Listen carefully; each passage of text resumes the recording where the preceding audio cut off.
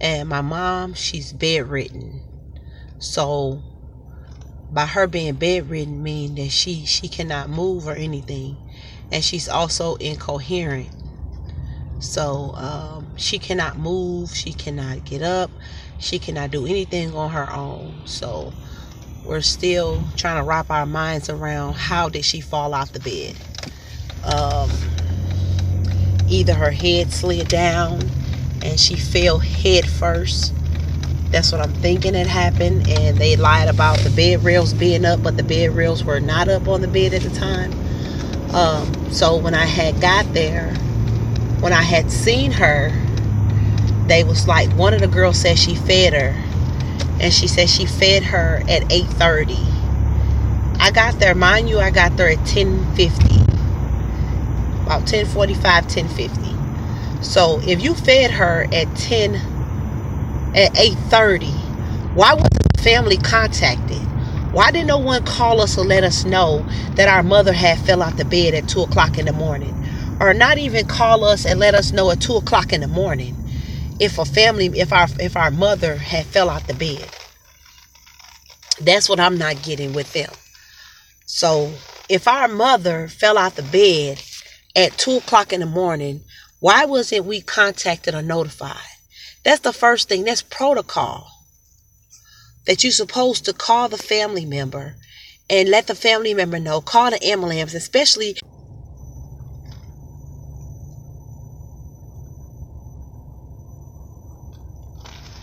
Sorry, interruption.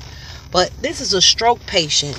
So how do you not call the family and let us know what's going on, or even call the ambulance? I mean, this is a person that had a stroke, that their mind, one side of their brain is already messed up.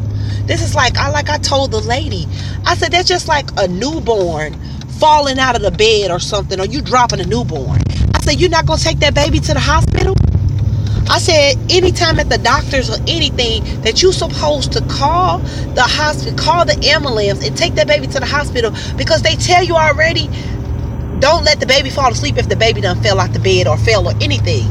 You know what I'm saying? So ain't that the protocol at the nursing home? I would think it is. So she tells me, yeah, that's the protocol. So like I said, I got there at 10:50 or whatever, and she said, oh, I fed your mom at 8:30, but I fed her laying down and I didn't see it. So when I show you guys these pictures, I want you to help me understand, how did you not see her face? So first of all, I feel like she did not feed my mother at all. I think she got there probably at about 10 or something, and she probably saw it or whatever the case was, because they did not, you didn't feed her with her face like that. And then I got her at 10. So you mean damn near 2 hours later, now y'all calling? You know what I'm saying? It just didn't add, none of it added up, you know. And if you saw her face at 8:30, why didn't we get a call at 8:30? If y'all didn't call us at 2, why didn't y'all call us at 8:30 and let us know what was going on? Say, hey, I just saw your mom, her face is messed up, you guys need to get up here. I get there, my mom, she's sitting in a chair, her hair is combed, clothes is on. They had not called us. So I'm like, okay, let me call my sisters. So here come the nurse in there. She was like, I don't know what happened. Oh my God, I do not know what happened. It looked like she hit her face on a rail. A rail? Come on now, that couldn't be, that's impossible for a rail to do that. You know, I said, my kids sleep in bunk beds. I said, so you mean to tell me that the rail of their bed should make their eye look like that? No ma'am, that don't make no sense to me. So I called my sisters. Then here come the nurse back in there. Let your other sisters know that I just called them and they haven't answered. I said, I already called. Why did I have to call my family first? You were supposed to contact us. I was just coming up there for a normal visit, which they don't know my schedule. So they probably maybe was trying to cover it up. They probably was trying to do something to hide it. I don't know, but I don't even really think they was going to call us at all, like even contact us, until my sister probably came in there that night to see what had happened to my mother's face. And now, you know, they was like, well, what you want us to do? And we like, what do you mean what you want us to do? What were you supposed to do? What is the protocol? She's like, well, the protocol, we can either take our own x-rays or send her to the hospital. Okay, so therefore, why didn't you do it when you saw it? You know what I'm saying? I mean, they making up all these excuses. They asking us, do you know who worked that night? Her nurse at night. Y'all should have a schedule. How are you asking us? We not employed here. Y'all should have a schedule of who worked last night, who came in at 2 o'clock in the morning and found our mother on the floor that claimedly found our mother. And the nurses didn't even find her on the floor. Her roommate found her. Her roommate told me, she was like, yeah, I woke up and she was like, I looked over and I usually check on your mom throughout the night. She was like, your mom was laying on the floor. She wasn't moving. She said, I got up, I rang the call light. No one came. So she said, I ended up getting up and going out there to the nurse station. And I had to call somebody on the phone. And then somebody came down here. They picked your mom up off the floor and put her back in the bed. She said, I was shocked because they never checked on her. They never see how she was doing. They never see if she was okay. She was like, so I just laid there because I couldn't really say anything. So y'all didn't even check to see if she all right. Y'all didn't turn the light on. Y'all didn't say we need to probably call, because you're dealing with a stroke incoherent patient. You know what I'm saying? So how could you didn't do nothing? Y'all didn't call us or nothing. So we sat up there. They came in and did the x-ray or whatever about 12 something, 1 o'clock. So me and my sister sitting there till like 5. And I said, well, let's go get something to eat. So they never came back in there, asked us, was we okay? Nothing. You know what I'm saying? And then when I walked in at 10:50, they coming in with towels, ice. Why did y'all do that at first? Why y'all just not putting the ice on her face when I'm coming in the door? You know what I'm saying? So I was like, but like I said, it turned like 5 o'clock or whatever, and we went up the street to get something to eat. And I just told my sister, I just said, this is not sitting well with us. I said, their x-rays will be for them, to cover them. I said, we need to take my mom to the hospital. I said, because first of all, she just stopped talking all of a sudden. Like she'd go for one talk and having like a nice little conversation or whatever, even though she was in and out, but she could still talk to us and know who we were. To not saying a word at all, like not saying nothing. So I'm like, we just need to take her to the hospital ourselves or whatever. And I said, find out what kind of medicines they got her on. They have my mother on 10 different prescriptions, 3 different pain meds. She was like, well, we just was giving her the pain meds because if we didn't know if she was in pain or not. You didn't know if she was in pain or not? That means how could you give a person that's incoherent, that cannot talk, cannot speak, cannot say a word? How was you giving her pain medicine and she can't even tell you if she's hurting or not? She can't respond to you. She can't shake her head. She can't nod. She ain't even finna look at the paper if you write on it and ask her if she's in pain. So how could you ask a person that cannot hear, cannot talk or anything? How could you ask them, are they in pain? It does not make any sense. So we get her to the hospital. So the ambulance come. This is the crazy part. The ambulance get there, and I meet the ambulance in there or whatever. And I'm walking down the hallway. So I see the lady get on the phone. So I go in there with the ambulance. Here come one of the nurses running there with the x-ray. Mind you, they took this x-ray at 1 o'clock. It's 5:30, 6 o'clock, almost 6 o'clock when we call the ambulance or whatever. So the ambulance come in or whatever. Here she come. Oh, here's the x-ray. I said, where was the x-ray at a long time ago when we got her? She was like, oh, I just saw them on my in the machine, so I decided to bring them down here. I said, no, you ain't decided to bring them down here. I said, that lady at that front desk just told you her daughter coming back with the ambulance. So go get the x-ray. And they told you that, and that's why she brought them. Then she was like, well, there's nothing broken. There's nothing broken. That's all you concerned about? Okay. I said, don't even worry about it. So they took my mom to the hospital, and my mom been there since last Monday. Her face is really, really messed up.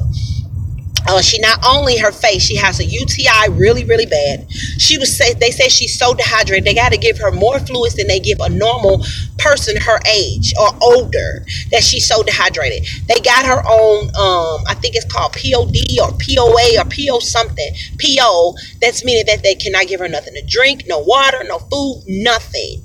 Because she's not eating, she's not swallowing. Her mind is not even stable right now. Like, she just stares up in the air. And like yesterday, she cried all day. I was up there from maybe 4:30 until 7. She cried the whole time. I'm talking about the whole time. She just made this noise like the whole time. It'll stop for like 2 seconds and then she'll start back up. So her mind is like mentally like gone. And we're like, what happened? You know what I'm saying? Like, is it from the fall? They said she was so dehydrated. She didn't have they giving her fluids. Like, she didn't have no fluid, like nothing. Like, she was not even getting anything to drink. So they was lying. They had been lying. They've been lying to us all this time. My mom been in the hospital since last week, Monday. And today is Wednesday. So we want justice for our mother. We've been calling this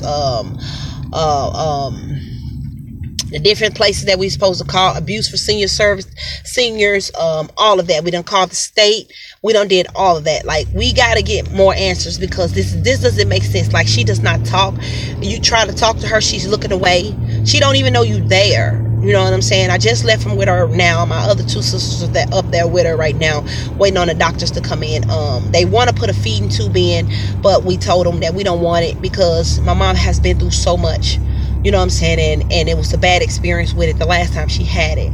So we just ask that you guys keep us in your prayers. I will keep updating you guys on what's going on. I'll let you guys know later of what's going on, what they're saying.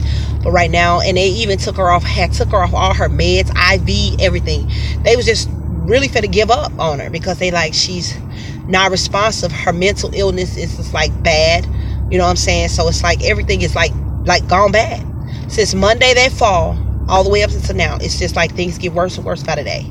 So it's stressful, you know. We trying to stay strong or whatever, but it's hard, you know, looking at your mom just suffer, you know what I'm saying, through some negligence of a nursing home, that all this could have been prevented, you know what I'm saying, if they were on their job and doing what they're supposed to do. You know what I'm saying? Like I said, all of the nurses and stuff are not bad.